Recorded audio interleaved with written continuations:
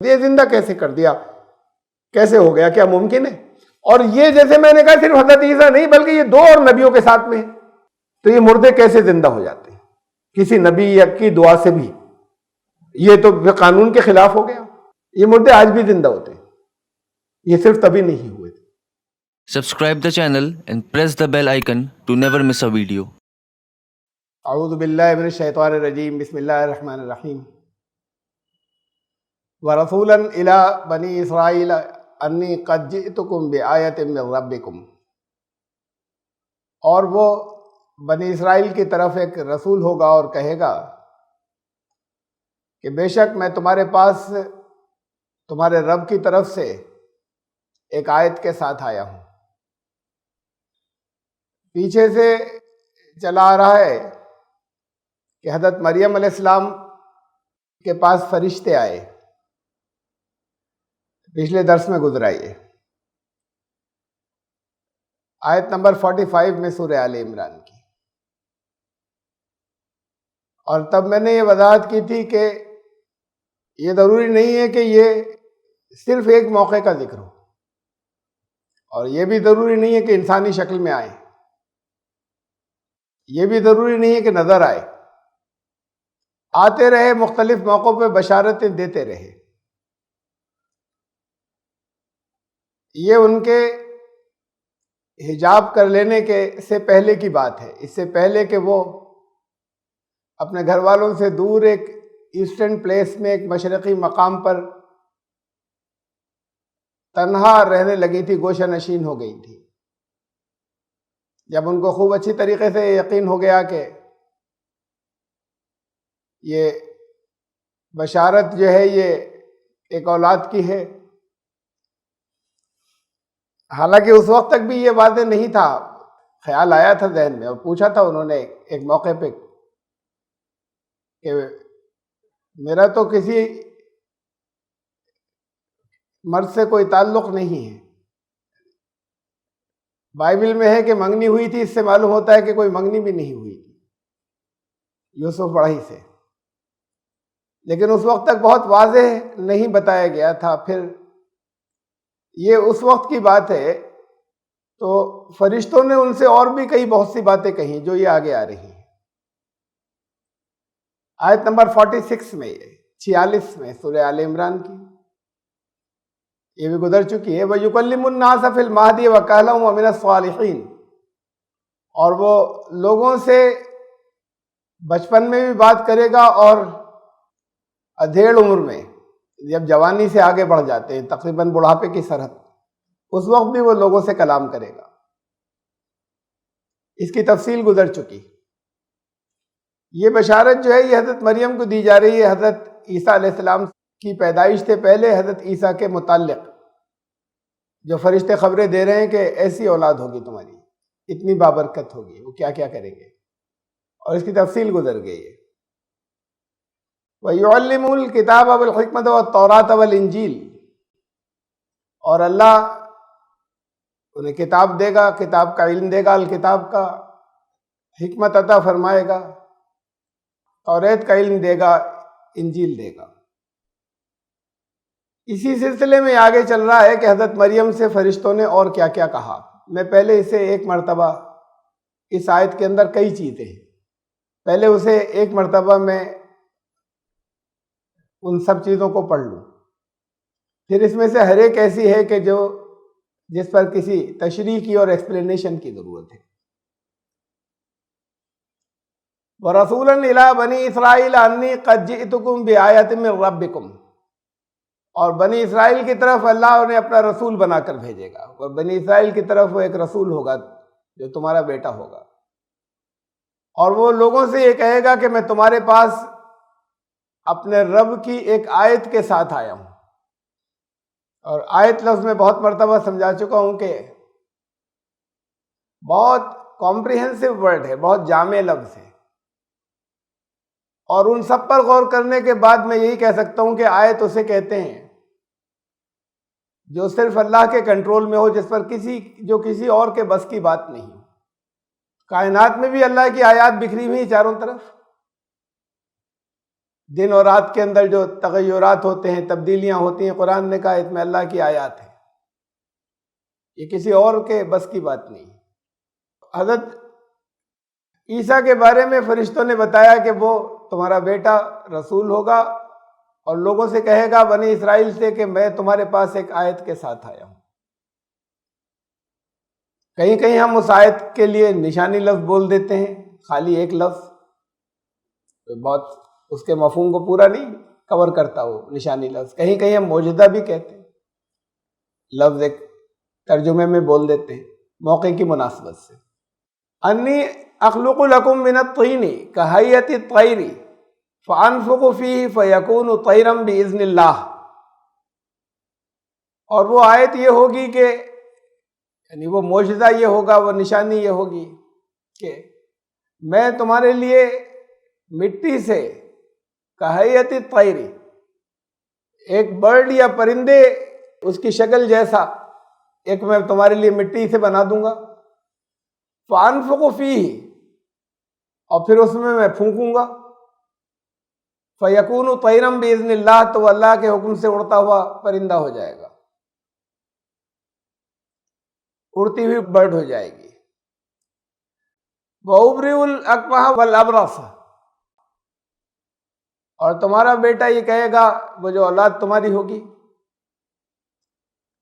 کہ میں اندھوں کو بینائی دے دوں گا اور میں کوڑھی کو اچھا کر دوں گا۔ ابھی آیت چل رہی ہے وَأُحْيِي الْمَوْتَى بِإِذْنِ اللَّهِ، اور اللہ کے حکم سے میں مردے کو زندہ کر دوں گا۔ وَأُنَبِّئُكُم بِمَا تَأْكُلُونَ وَمَا تَدَّخِرُونَ فِي بُيُوتِكُمْ، اور وہ یہ بھی کہے گا لوگوں سے بنی اسرائیل کے کہ میں تمہیں بتا دوں گا کہ تم لوگ اپنے گھر میں کیا جمع کرتے ہو، کیا جمع کیے ہوئے ہو، کیا کھاتے ہو، کیا خرچ کرتے ہو، اور کیا کیا جمع کر رکھا ہے۔ ان فی ذلک لآیۃ لکم ان کنتم مؤمنین، اگر تم ایمان لانے والے ہو۔ اب یہ الگ سے ایک فقرہ بھی ہو سکتا ہے کہ اللہ نے اس آیت کے ساتھ میں ہم سے کہا، اور یہ بھی ہو سکتا ہے کہ یہ بتایا فرشتوں نے کہ وہ یہ کہیں گے کہ ان فی ذلک لآیۃ لکم ان کنتم مؤمنین، اگر تم ایمان لانے والے ہو تو اس میں بھی تمہارے لیے ایک آیت ہے، ایک معجزہ ہے۔ اس آیت میں یہ 4 چیزیں آئیں، 5 بلکہ۔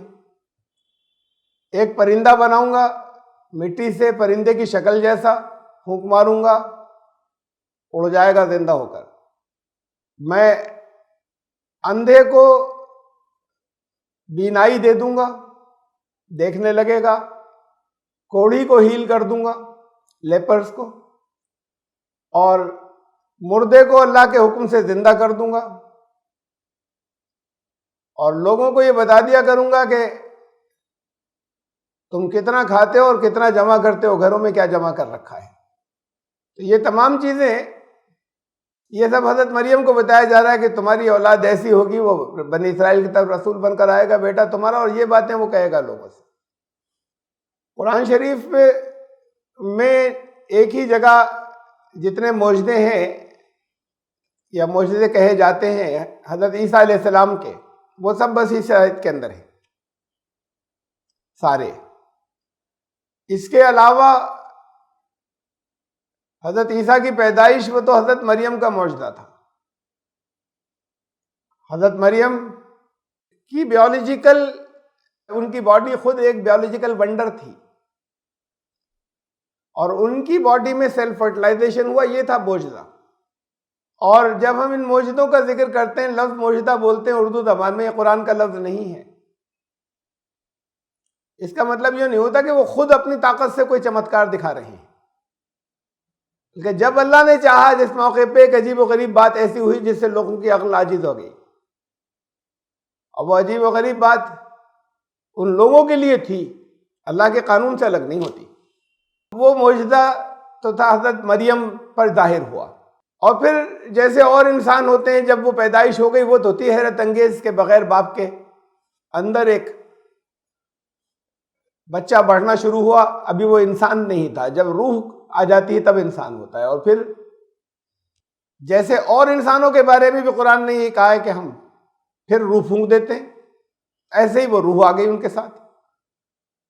تو یہ تو نارمل پروسیس ہے، جہاں تک حضرت عیسیٰ کا تعلق ہے پروسیس نارمل تھا، لیکن ان کی جو باڈی بننا شروع ہوئی، ان کا جسم بننا شروع ہوا حضرت مریم کے جسم کے اندر، ان کے رحم کے اندر، وہ تھا ایک معجزہ یا ایسا جو دنیا والوں کے سامنے نہیں ہوتا۔ یہ جو اس کے اندر 5 چیزیں بیان کی گئیں ایک ہی جگہ ایک ہی آیت میں، اس کے علاوہ قرآن شریف میں وہ الفاظ آئے جسے معجزہ ایک مانا جاتا ہے کہ بچپن میں انہوں نے پالنے میں تھے تب وہ پکار اٹھے کہ میں اللہ کا بندہ ہوں، اللہ نے مجھے کتاب دی ہے، نبی بنایا ہے۔ تفصیل سے گزر چکا پہلے پچھلے درس میں کہ وہ پالنے کی بات نہیں تھی، الفاظ کے معنی ہم نے غلط لیے، تو وہ پالنے کی یا جھولے کی بات نہیں تھی، وہ اتنے بڑے ہو گئے تھے کہ باتیں لوگوں سے کہہ سکیں، تقریباً 13-14 سال کے۔ اور حضرت مریم کے ساتھ ان کی پیدائش سے پہلے فرشتے بار بار ان کو تفصیلات بتا رہے ہیں کہ بیٹا تمہارا کیسا ہوگا۔ اب یہ ماں کی تربیت کی بات ہے، حضرت مریم کی والدہ ہی نے ایسی تربیت کی کہ ان کی پیدائش سے پہلے ہی ان کے جو خاکے بنانے شروع کیے کہ یہ دین کے لیے وقف کر دوں گی۔ ایسے ہی یہ بھی حضرت مریم اتنی پاکیزہ و مقدس تھی کہ بچے کی پیدائش کے وقت بھی ان کے ذہن، ان کے دماغ میں یہ سب چیزیں تھیں جو فرشتوں نے بتائی تھیں۔ انہی خیالات میں وہ جیتی ہوں گی کہ میرا بیٹا جو ہے ان کو اللہ ان صفات سے نوازے گا، یہ کوالٹیز دے گا، اور پھر بچپن سے ہی ان کو سکھاتی پڑھاتی رہی کہ تم کیا بنو گے، جیسے مائیں بچوں کو سکھاتی ہیں کہ تم انجینئر بنو گے، ڈاکٹر بنو گے، تم کیا بنو گے، تمہیں اللہ کیا دے گا۔ تو یہ چیزیں انہیں معلوم تھی کہ میں اللہ کا بندہ ہوں، اللہ نے مجھے نبی بنایا، کتاب دی۔ تو وہ کوئی پالنے میں نہیں تھے اس وقت۔ یا پھر حضرت عیسیٰ علیہ السلام کا معجزہ وہ ہے کہ جب اللہ نے انہیں رفع کر لیا اور اٹھا لیا، یعنی ان کے ساتھ یہ ہوا۔ ان کا معجزہ کا مطلب یہ نہیں کہ انہوں نے کیا، اللہ نے ان کو باقی دنیا والوں سے الگ پروسیس سے اٹھایا، اور پھر وہ دوبارہ واپسی ہوگی، اور اس کے ثبوت آ چکے، آگے بھی قرآن شریف کے اندر جگہ جگہ آئیں گے۔ قرآن شریف کی ایک آیت میں بھی، سورہ آل عمران میں ایک ثبوت آیا، احادیث میں بہت ہے، لیکن حدیثوں میں یہ سارے معجزے نہیں ہیں جو بہت مشہور ہیں، بہت تذکرہ یہ اس آیت کے اندر جو ایک کچھ روایات ہیں، تفسیری روایات، تفسیروں میں بہت سی چیزیں ایسی آ گئی ہیں جو جنہیں کہا جا سکتا ہے کہ ان کی کوئی حقیقت نہیں ہے۔ حضرت وہب بن منبہ ایک نو مسلم تھے، اہل کتاب میں سے آئے تھے، یہودی سے اسلام قبول کیا تھا۔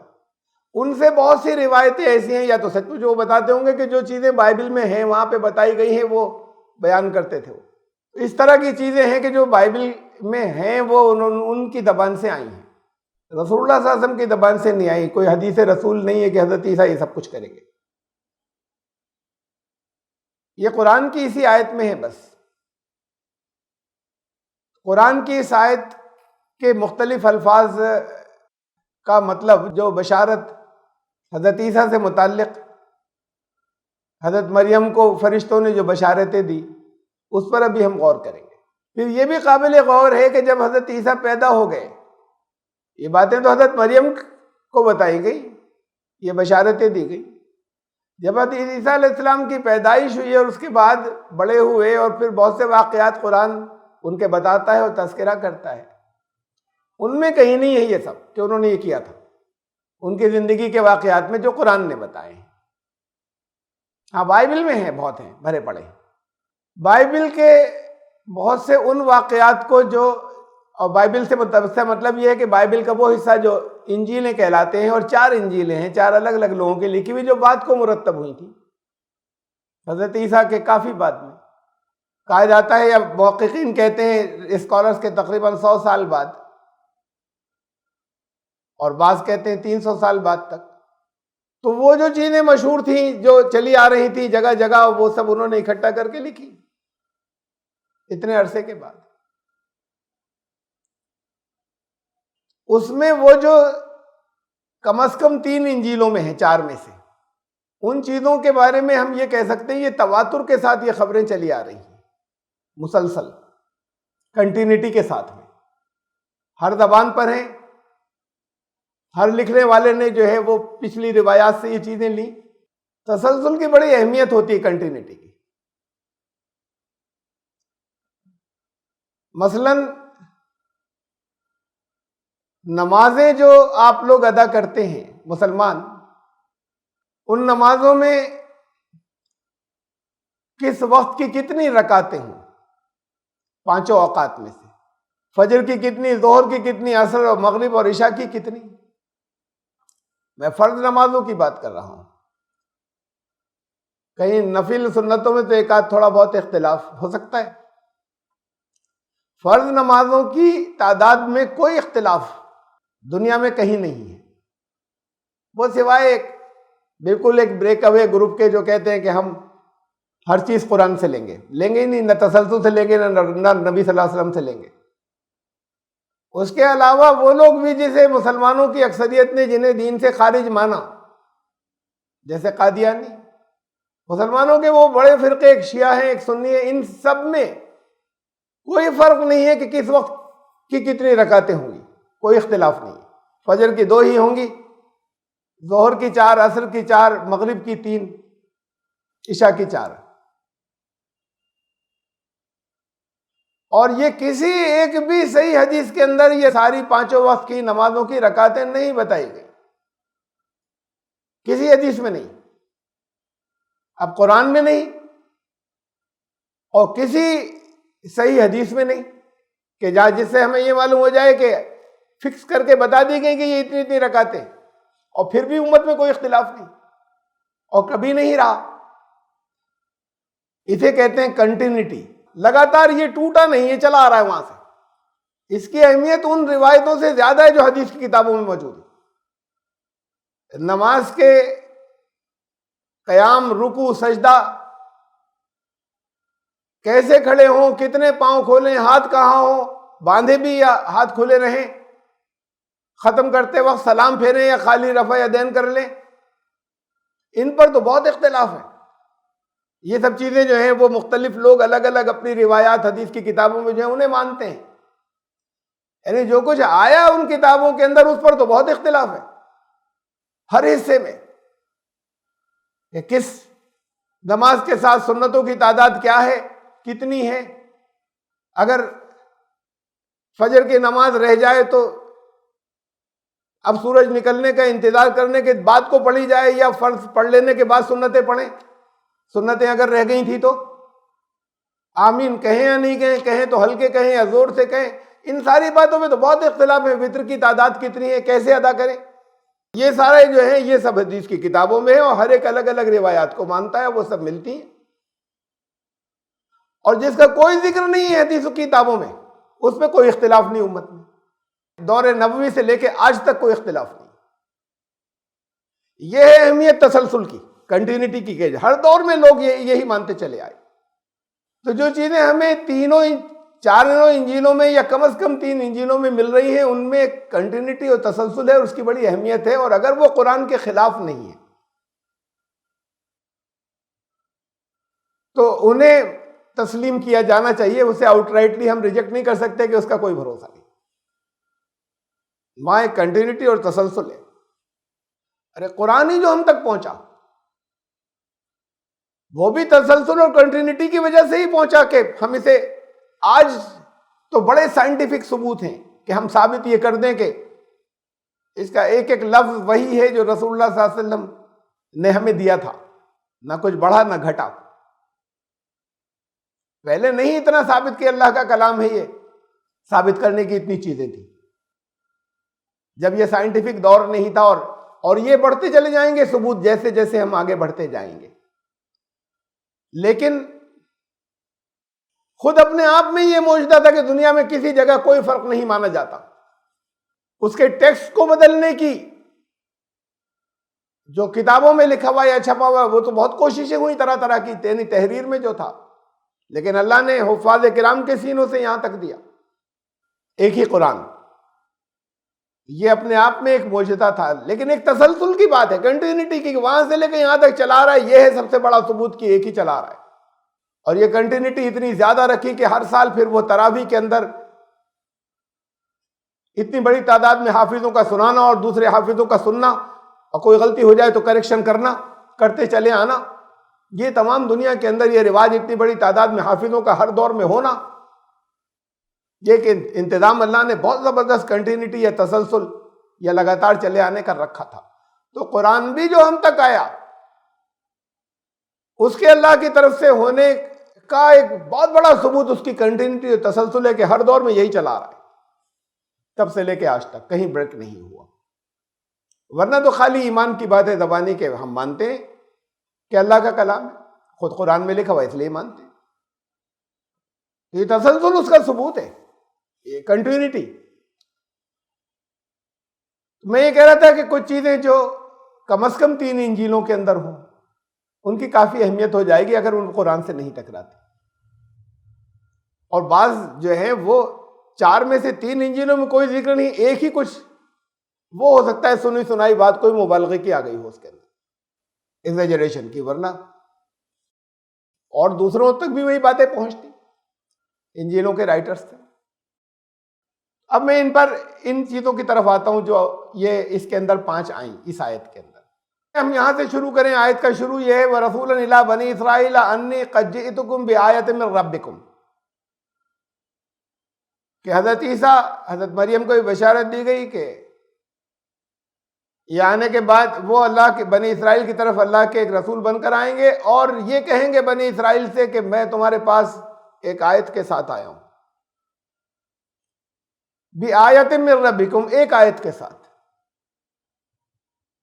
یہ لفظ ایک آیت بہت اہم ہے، یا ہم اسی کو اگر نشانی یا معجزہ کہیں تو ایک، اور یہاں پر اسی آیت کے اندر 5 ہے۔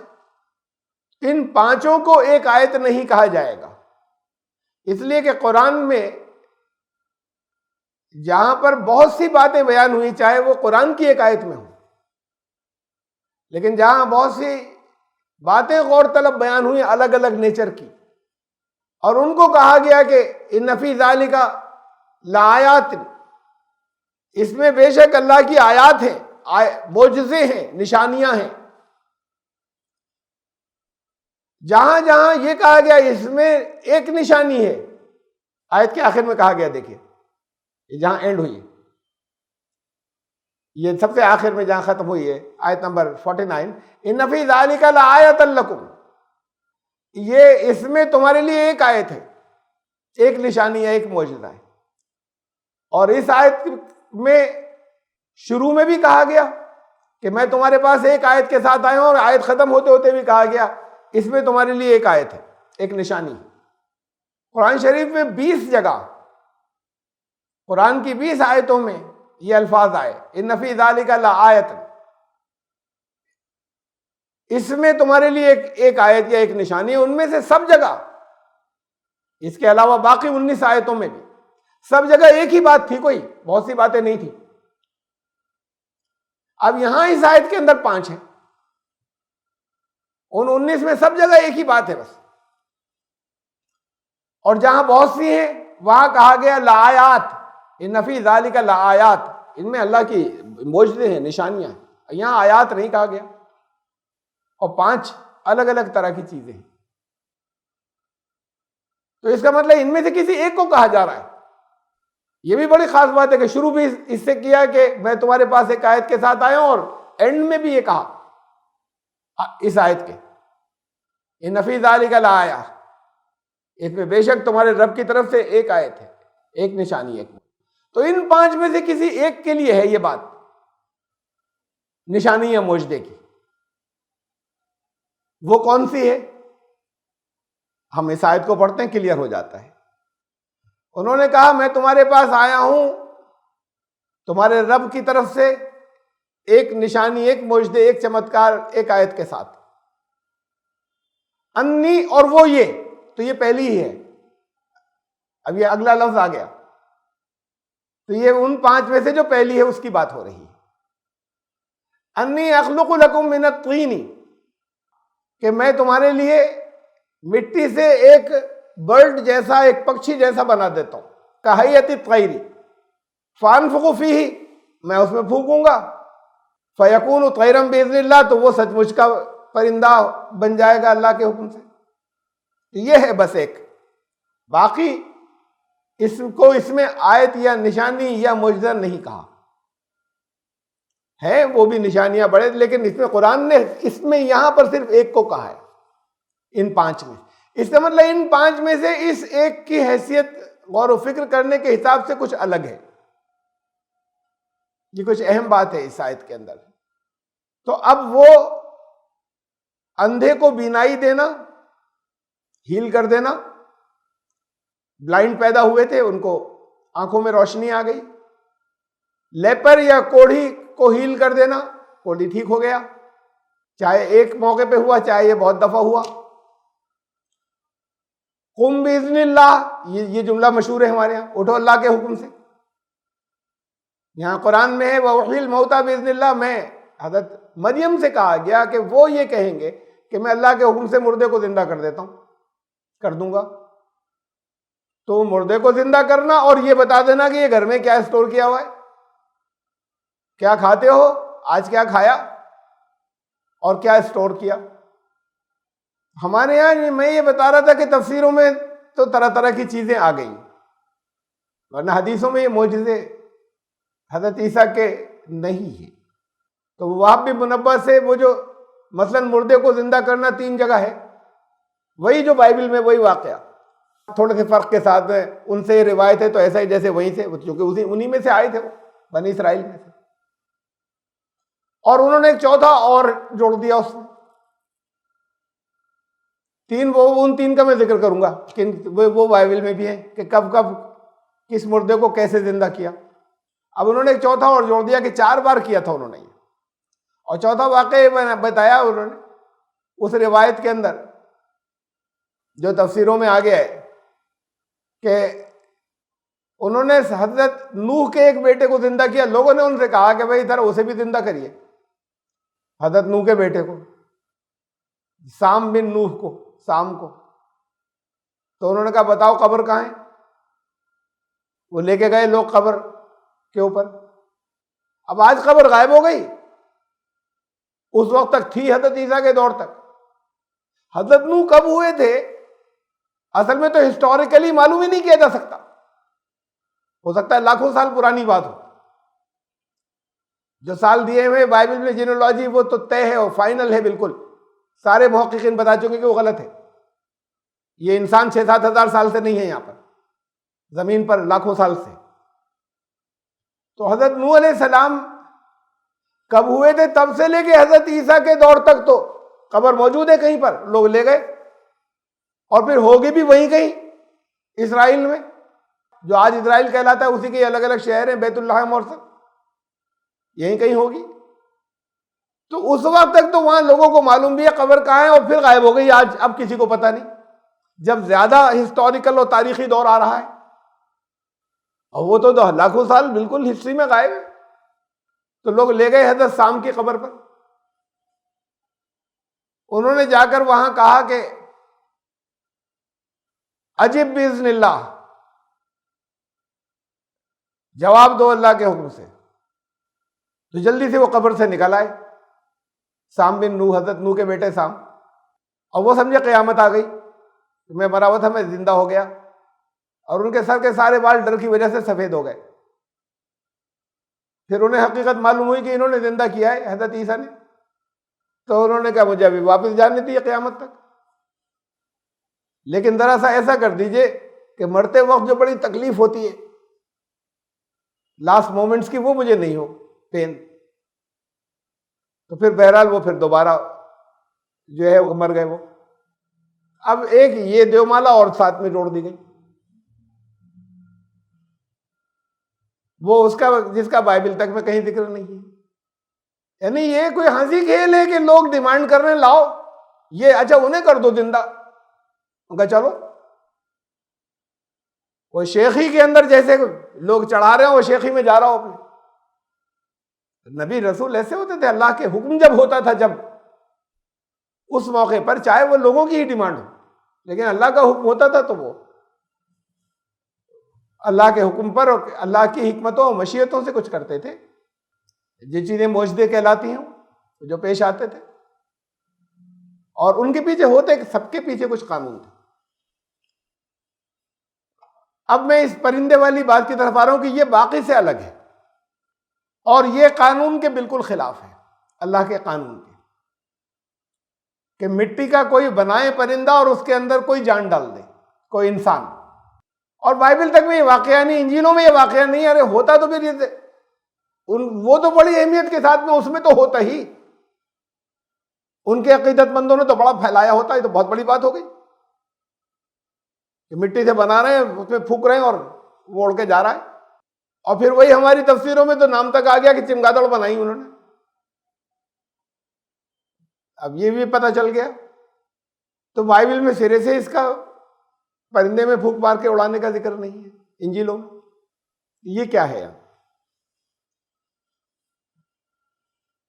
یہ تمثیلی ہے ایک زبان. جب یہ بھی واضح ہو گیا کہ یہ باقی سب سے ذرا مختلف ہے, یہ لفظاً ایسے پیش نہیں آیا جیسے لگتا ہے الفاظ, تمثیلی بات ہے. اور ایسی تمثیلیں انبیاء اور رسولوں کی زبان سے نکلتی تھی کہ میں, جیسے تم یہاں پر زمین میں مٹی کے اندر پڑے ہو اور میں تمہیں آسمان کی بلندیوں پہ پہنچا دوں گا. ابھی تو تم ایسے ہو کہ جیسے مردہ ہو, جیسے کوئی پرندہ ہو, جیسے کوئی برڈ ہو, مٹی سے بنا دی گئی تو کچھ نہیں ہے. جب اس میں جان آئے, جب اس میں روح آئے گی تو وہ پھر پرواز کرے گا. ایسے ہی میرے پاس آؤ, میں تو تمہارے اندر وہ روح پھونک دوں گا کہ تم زندہ ہو جاؤ گے, تمہیں بلندیوں پر پہنچا دوں گا. میں ابھی مردوں کی طرح ہوں, ابھی ایسے ہی ہو کہ جیسے مٹی کا پتلا, ایسے جیسے کوئی مٹی کا پرندہ بنا دے, میں پھونکوں گا تو اڑے گا, ایسے ہی میں تمہیں وہ پیغام دوں گا, تمہارے اندر وہ چیز دوں گا کہ پھر تم زندہ ہوگے اور بلندیوں پر جاؤ گے. تو یہ اس کا اصل مفہوم ہے. ورنہ ایسا نہیں ہے کہ اللہ نے انہیں زندہ کرنے کی پاور دے دی,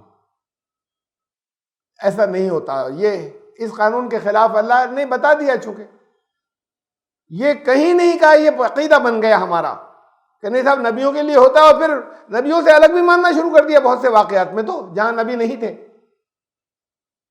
کہ وہ لوگ تھے وہاں نبی بھی نہیں تھے. بنی اسرائیل کے لوگ تھے یہودی, اور وہ ایک گائے کو مان نہیں رہے تھے. پھر بہرحال بہت ان کو بتایا گیا کون سی گائے, انہوں نے ذبح کر دی بہت ہیل حجت کر کے. پھر وہاں ایک مرڈر ہو گیا. اب وہ قاتل کا پتہ نہیں چل رہا تھا کہیں, تو اللہ نے یہ کہا کہ یہ اسی کے ایک حصے سے اسے مارو, اور پھر جب یہ کیا تو وہ زندہ ہو گیا. ایسے اللہ مردوں کو زندہ کرتا ہے. الفاظ ہیں ایسے. اب مارو میں پھر یہ کہ اس کے ایک حصے سے ایک حصے کو مارو گے, اس سے پہلے گائے کا ذکر آیا تھا. اس کا مطلب وہ جو گائے ذبح ہوئی تھی اس کے کسی ران وان سے یا اس کے جسم کی کسی باڈی سے اس پہ چوٹ مارو, یہ زندہ ہو جائے گا. کسی نے اس کا مطلب یہ سمجھا نہیں, اسی مردے کے جسم کے ایک حصے سے دوسرے پہ چوٹ لگاؤ, یہ زندہ ہو جائے گا, اور پھر زندہ ہو گیا. اور ایسے اللہ نے ثابت کر دیا کہ مرنے کے بعد ہم زندہ کر دیں گے, دیکھو ابھی تم نے دیکھ لیا. تو یہ ضرورت تو ہر دور میں ہے, دکھایا جایا کرے. اور وہ تو کسی رسول نے بھی نہیں کیا, رسول بھی نہیں. یہ وہ لوگ انتہائی نافرمان جو مستقل گڑبڑ کرتے رہتے تھے اور نافرمانی کرتے رہتے تھے, یہ وہاں ان کے ہاتھ میں یہ ہو رہا ہے. اس کی تفصیل کیا ہے وہ الگ ہے, میں بیان کر چکا ہوں بہت تفصیل کے ساتھ میں کئی موقعوں کے اوپر. لیکن ہم الفاظ پر جب ہم ایسے جاتے ہیں تو پھر ماننا تو یہاں پر موجودوں کو صرف نبیوں کے ساتھ نہیں, رسولوں کے ساتھ نہیں, پتہ نہیں کس کس کے ساتھ ماننا شروع کر دیتے ہیں کہ یہ ایسے ہے قرآن. اس پر غور نہیں کرتے کہ کتنی چیزیں ایسی ہیں جو تمثیلوں کے اندر ہیں, جس پر غور کریں ہم کہ کیا کہا گیا تھا. فوراً بس چمتکار کی چیزیں آ جائیں, قانون کے خلاف چیزیں آ جائیں. قرآن نے کہہ دیا وَلَن تَجِدَ لِسُنَّتِ اللَّهِ تَبْدِيلًا, اللہ کے قانون میں تبدیلی نہیں ملے گی. تم کہیں نہیں کہا کہ رسولوں کے معاملے میں ملے گی, اور یہاں غیر رسول تک کی مانتے ہیں اور قرآن کی بنیاد پر مانتے ہیں. تو پھر قرآن کی تو آیتیں ایک دوسرے سے ٹکراتی ہوئی ہوگی. قرآن کی آیتیں ایک دوسرے سے ٹکراتی ہوئی نہیں ہے. قرآن نے خود کہہ دیا کہ اس کے اللہ کا ثبوت ہونا، اللہ کا کلام ہونے کا ایک ثبوت یہ ہے کہ اس میں تمہیں کنٹرڈکشن، تضاد، ٹکراؤ آپس میں نہیں ملے گا.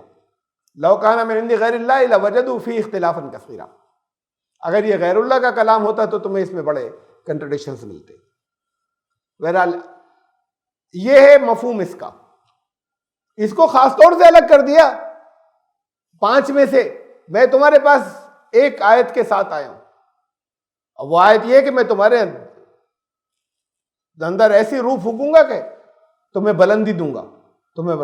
یہ کہیں گے وہ حضرت عیسیٰ، تمہارا بیٹا یہ لوگوں سے کہے گا کہ تم زمین میں پڑے ہوئے ہو، مٹی چاٹ رہے ہو، ایسے ہو جیسے مردہ کوئی مٹی کا پتلا بنا دیا جائے، جیسے کوئی مٹی کا پرندہ بنا دیا جائے.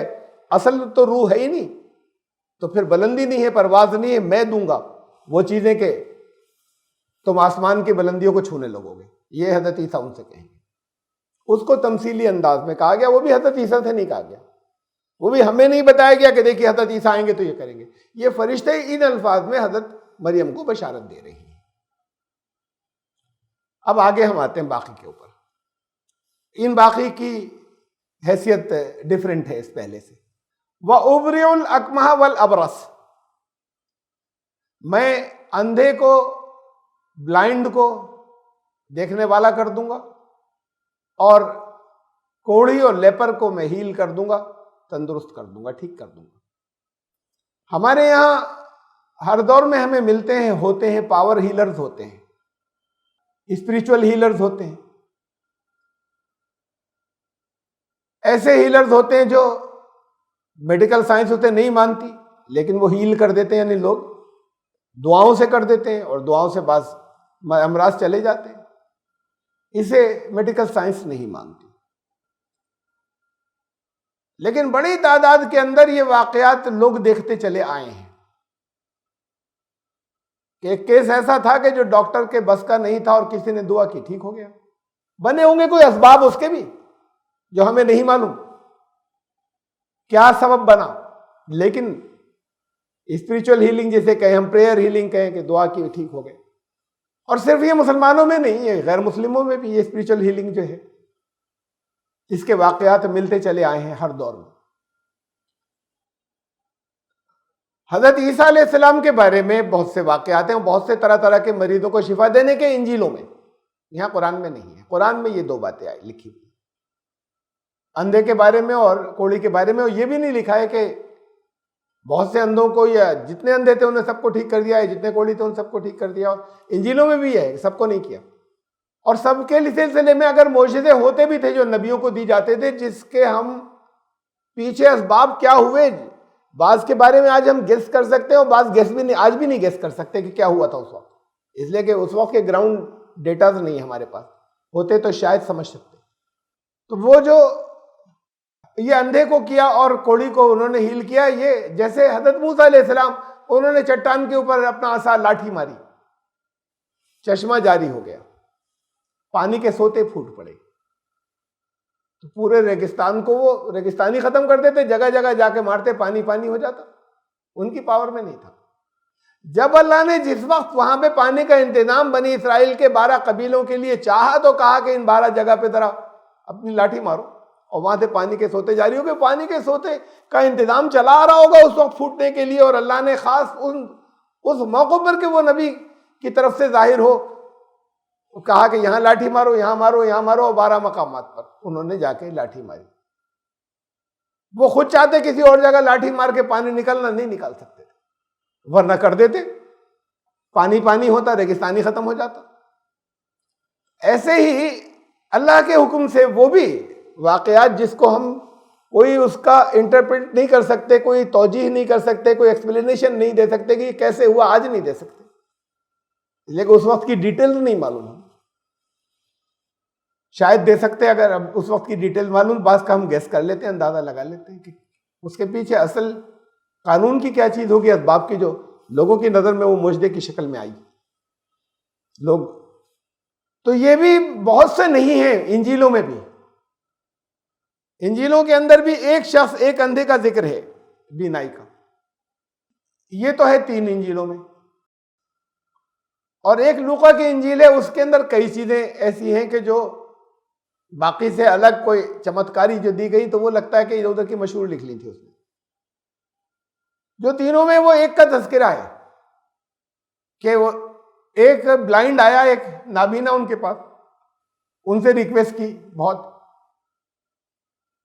کہ آپ اللہ والے ہیں، اللہ کے بہت قریب ہیں. تو انہوں نے مٹی لی اس جگہ کی، اس پر تھوکا، انہوں نے اس مٹی کو سان کے کہا ملو اپنی آنکھوں پہ، ملا، اور پھر کہا جا کے ایک پونڈ کے بارے میں بتایا، ایک تالاب خاص نام لیا، وہاں جا کے جاؤ اپنی آنکھوں کو دھو لو، اور وہ دیکھنے لگا، روشنی آ گئی. پھر تذکرہ یہ بھی ہے اس وہی لیوکا کی جو میں کہہ رہا تھا، اس میں جو کئی کا اوروں کو بھی کی، اور بھی کچھ کل ساتھ میں کیا، سب نہیں، چند کے ساتھ میں. تو وہاں ان کی آنکھوں کو چھوا. اس واقعے کے بارے میں ہم یقینی نہیں کہہ سکتے صرف ایک میں، لیکن میں تذکرہ کر رہا ہوں. دو اور تھے، تو وہ آئے، انہوں نے کہا کہ ہمارے لیے بھی کچھ کریے، تو انہوں نے ان کی آنکھوں کو چھوا اور وہ دیکھنے والے ہو گئے. اچھا یہ تو ہے قرآن کے اندر کہ حضرت یوسف علیہ السلام نے اپنی قمیص دی، حضرت یعقوب کی آنکھیں جاتی رہی تھی،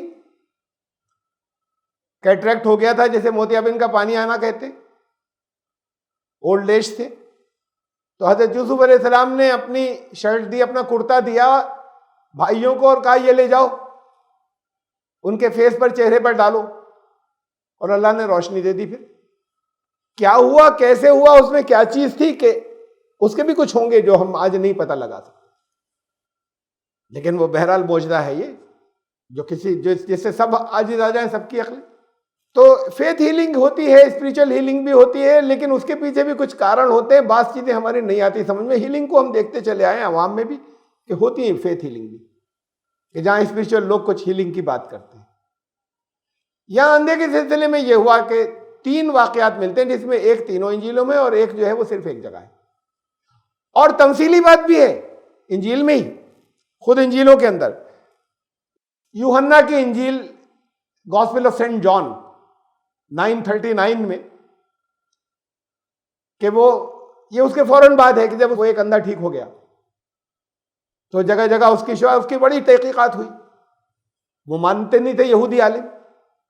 لوگوں نے دیکھا ارے یہ وہی ہے، یہ جو چلا جا رہا ہے تو وہی ہے، یہ تو بلائنڈ تھا. اس سے پوچھا تم وہی ہو کیا؟ تم تو نظر نہیں آتا تھا، بلائنڈ تھے تم.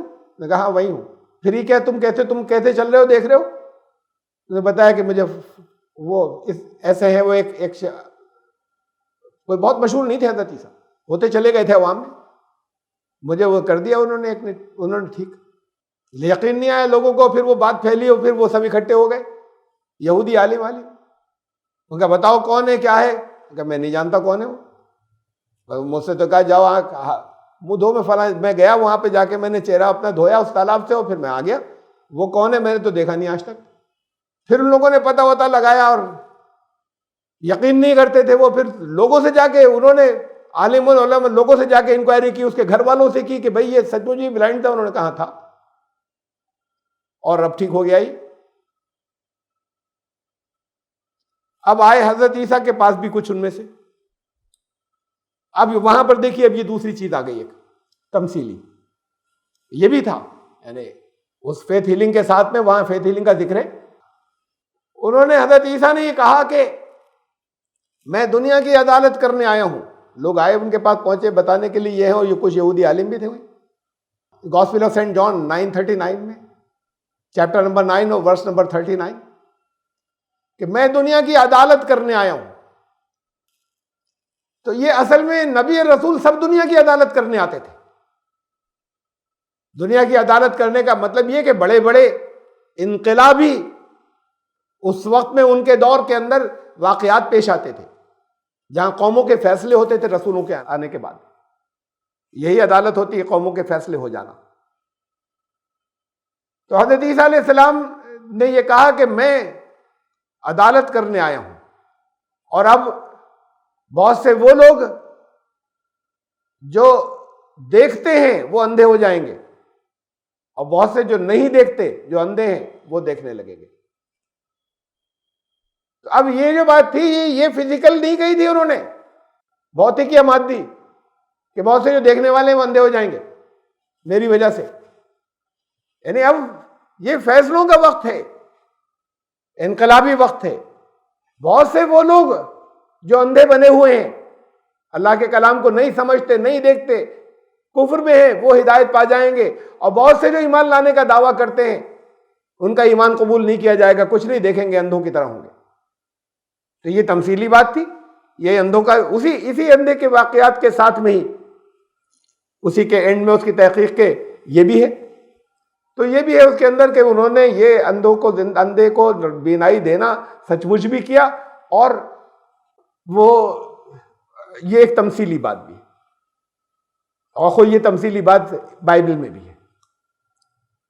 تو ہم نہیں کہہ سکتے کہ وہ سچ مچ وہ ہیلنگ فزیکل ہے یا نہیں ہے، لیکن ایک تسلسل سے چلی آ رہی ہے انجیلوں میں. ہاں تمثیلی بات تو ہے ہی، جو کہ انجیل میں بھی تمثیلی ہے، ایلیگوریکل، النکرت بھاشا، یہ تو ہے اس کے معنوں کے اندر. سچ مچ کیا انہوں نے ایسا انجیلوں میں ملتا ہے، ہو سکتا ہے کیا ان سے بہت سے لوگوں نے شفا پائی ہو. اس کے پیچھے کیا اسباب ہے ہمیں نہیں معلوم، مادی کیا کیا وجوہات، کیا چیز ہوتی ہے جس سے ہیلنگ ہو جاتی ہے. اب کوڑھی کی بات، لیپرز کا بھی کچھ واقعات ہیں انجیلوں کے اندر کوڑھی کو شفا دینے کے. اور یہ بھی یہاں پر بھی جیسے اندھے کی بات ہے ایسے ہی یہ بھی تمثیلی ہو سکتا ہے، تمثیلی بھی ہو سکتا ہے کہ وہ جو سڑ گئے ہیں، یعنی جو دین کے اعتبار سے، عقائد کے اعتبار سے سڑ چکے ہیں، ایمانیات کے اعتبار سے سڑ چکے ہیں، وہ جن کے جسم کے اوپر سارے داغ پڑے ہوئے ہیں، یعنی دین ایسا ہو گیا داغدار، میں ٹھیک کر دوں گا. تو یہ بھی ایک النکرت بھاشا ہو سکتی تمثیلی. اور سچ مچ کوڑھی کچھ لیپرز ایسے ہوں کہ انہوں نے اللہ نے انہیں ہیل کر دیا ہو، حضرت عیسیٰ کی دعا سے ہو سکتا ہے کیا ہو. وَأُحْيِي الْمَوْتَىٰ بِإِذْنِ اللَّهِ.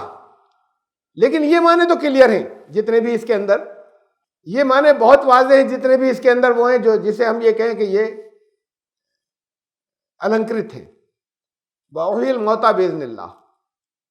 اور میں مردے کو اللہ کے حکم سے زندہ کر دوں گا. یہ بشارت دی جا رہی ہے حضرت مریم کو کہ حضرت عیسیٰ یہ کہیں گے. سچ مچ کیا یا نہیں کیا انہوں نے ہمیں نہیں معلوم. انجیلوں میں ملتے ہیں کچھ واقعات، میں بتاؤں گا، ہو سکتا ہے کیا ہو، لیکن کیا ہو تو اس کی حقیقت ہم سمجھ سکتے ہیں کہ کیسے کیا ہوگا. اور اصل میں صرف حضرت عیسیٰ کے ساتھ نہیں ملتے یہ واقعات. حضرت الیاس بائبل میں ہے، ایلیجا، اور ایک کتاب کا نام ہے اولڈ ٹیسٹمنٹ میں بائبل کی کنگز. تو وہاں 1 کنگز چیپٹر نمبر 17 میں جو ورسز کہلاتی ہیں وہاں 17 to 24، اس میں حضرت الیاس علیہ السلام کے متعلق ایک واقعہ ہے کہ ایک بیوہ عورت تھی، اس کے بچے جو تھا وہ اس کا انتقال ہو گیا، وہ بہت روئی. تو انہوں نے حضرت الیاس اس کو اٹھا کر لے گئے اوپر کے کمرے میں، اور پھر اس کے اوپر لیٹے اور اس میں پھونکا اور اللہ سے بہت دعا کی تو اللہ نے اسے زندہ کر دیا. حضرت الیسا کے بارے میں ہے قرآن میں، نبی کے نام ایلیشا کے نام سے انگلش بائبل میں حضرت الیسا. تو حضرت الیسا کے بارے میں ہے کہ انہوں نے دعا کی تھی تو ایک عورت کی اولاد ہوئی تھی، پھر وہ لڑکا، یہ پہلی والی تھی شاید لڑکی تھی، اور وہ اس کے دوسرے جو کیس بتا رہا ہوں یعنی حضرت الیاس والے کیس میں شاید لڑکی تھی اور یہ لڑکا تھا. تو اس کے اولاد پیدا ہوئی، انہوں نے دعا کی، اور پھر ذرا سے بڑا ہو کے وہ لڑکا مر گیا. تو وہ پھر روتی پیٹتی آئی حضرت الیسا کے پاس اور ان سے درخواست کی اور ان سے کہا کہ میرے لیے یہی دعا کیوں کی تھی کہ اولاد ہو جائے اب اتنی بڑی ہونے کے بعد اگر اسے مر جانا تھا تو. انہوں نے بھی یہ کیا کہ اسے لے گئے دوسرے کمرے میں، اس کی باڈی کو کور کیا اپنی باڈی سے اور پھونکا اور اللہ سے بہت دعا کی اور وہ زندہ ہو گئی. اور حضرت الیسا کے بارے میں ایک واقعہ یہ بھی ملتا ہے اولڈ ٹestament میں یا بائبل کے اندر کہ ایک جگہ اکٹھا ہونا منع تھا. ایک میت کا ماتم کر رہے تھے لوگ, سپاہی آنے لگے تو یہ لوگ ڈر گئے, میت کو پھینک دیا انہوں نے نیچے تھا حضرت الیسا کا مقبرہ, انتقال کے بعد کی بات, اور وہ لاش یہ گری اس مقبرے کے اوپر اور زندہ ہو گیا. یہ 3 واقعات جو ہیں یہ تو حضرت عیسیٰ سے الگ ہیں, یعنی دوسروں کے بارے میں بھی ہیں مردوں کے زندہ ہونے کے. اس میں سے پہلے 2 تو یہ کہ انہوں نے کر دیا, یہ تو یہ خود ہو گیا, اس پہ مقبرے پھینکا, اور انہوں نے کر دیا, وہ مر گیا تھا ایک لڑکا اور ایک لڑکی, اور پھر 2 الگ الگ موقعوں پہ حضرت الیاس اور حضرت الیسا نے دعا کی اور وہ اچھے ہو گئے. حضرت عیسیٰ کے بارے میں 3 واقعات ہیں, جس میں سے 2 تو بہت سی انجیلوں میں ہے, اور ایک لیکن صرف وہی لوقا میں ملتا ہے. اسے ہم صحیح مانے یا نہ مانے, صحیح سے مطلب تسلسل مانے اس کو یا نہ مانے پتہ نہیں, لیکن میں تینوں کا ذکر کر دیتا ہوں. اردو بائبل میں ہے لائزر اور انگلش میں ہے لیزارس. یہ تھا بھائی اس کی 2 بہنیں, دونوں بہت عقیدت مند تھیں. ان کا بھائی تھا, حضرت عیسیٰ کی بڑی عقیدت مند تھی. اس میں ایک مریم تھی, وہ تو میری میگڈلینی, وہ مریم تو بہت ہی زیادہ عقیدت مند تھی حضرت عیسیٰ کی.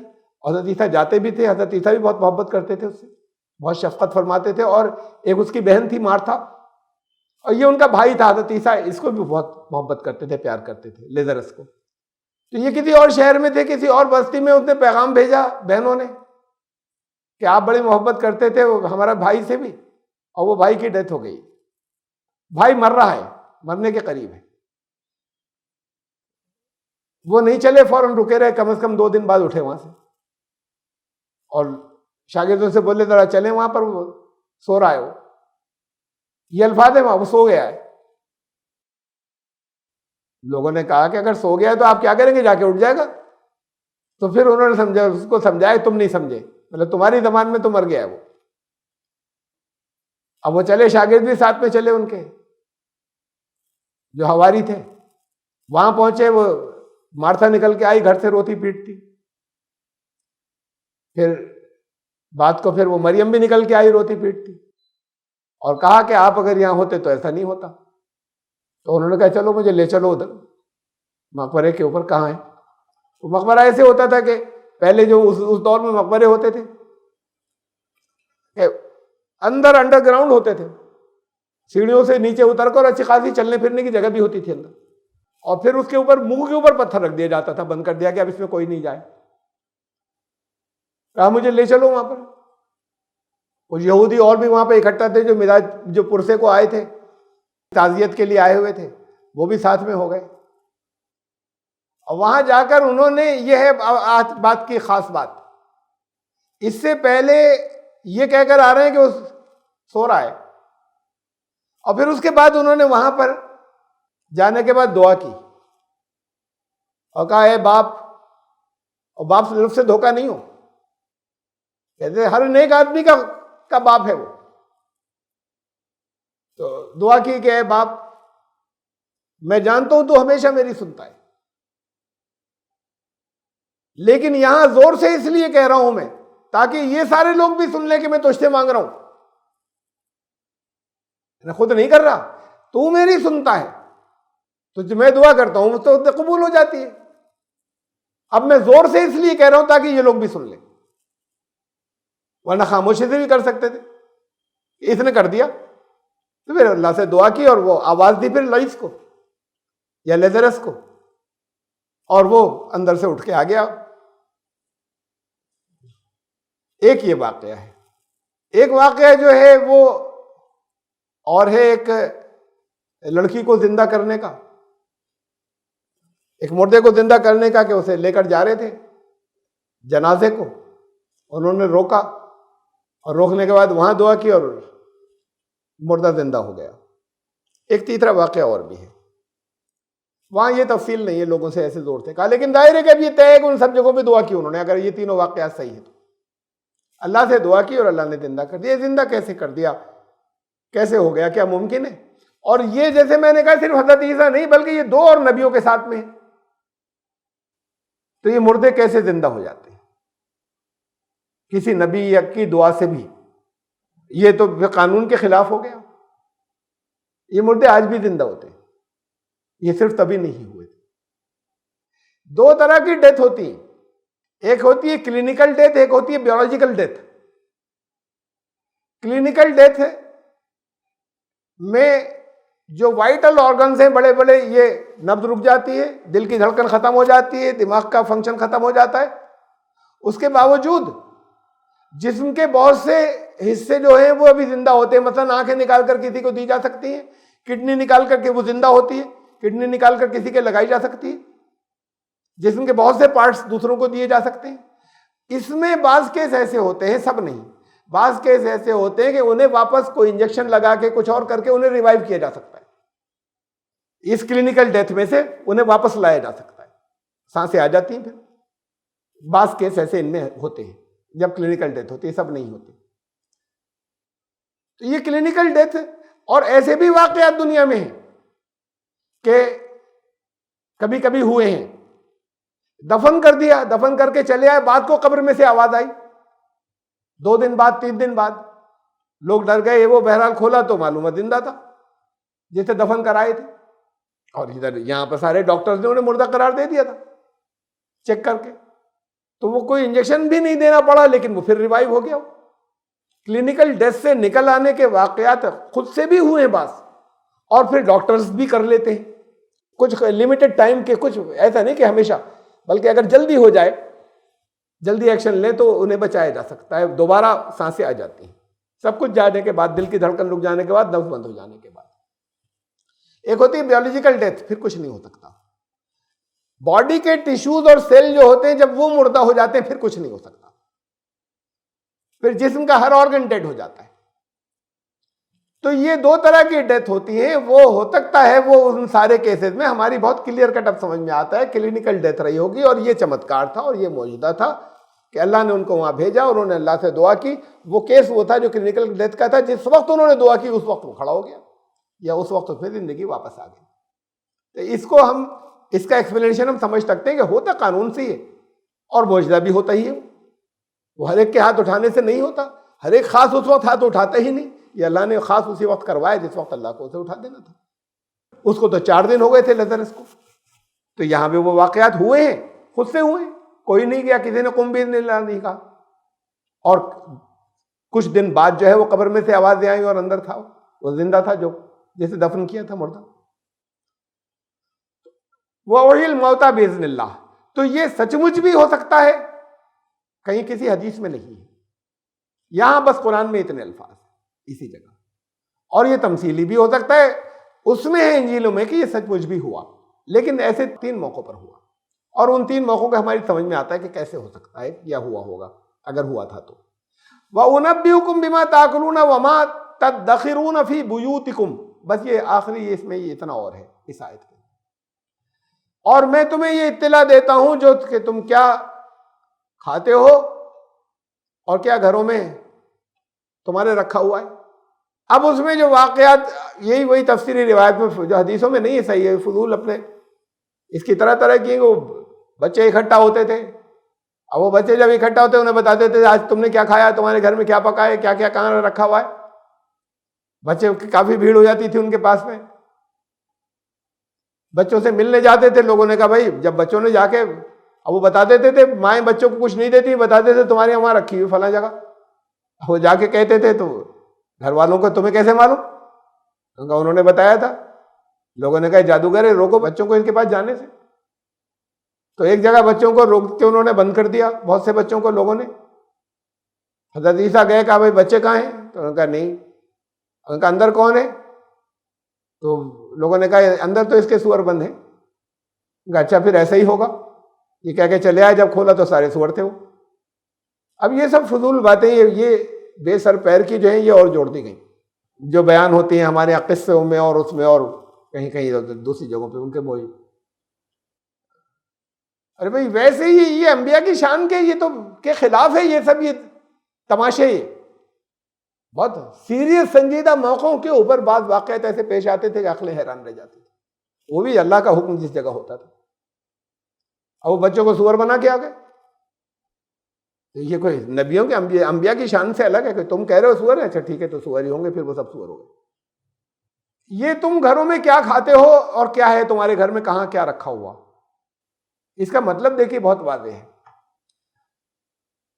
حضرت مریم کو بھی بشارت دی گئی کہ وہ یہ کہے گا کہ میں تمہیں بتا دوں گا کہ تم کس طرح کا کیسی تمہاری کمائی ہے، کیا تم کیسے مال جمع کرتے ہو، کیسے کیسے تم مال جمع کرتے ہو، خود کتنا کھاتے ہو اور جمع کتنا کرتے ہو۔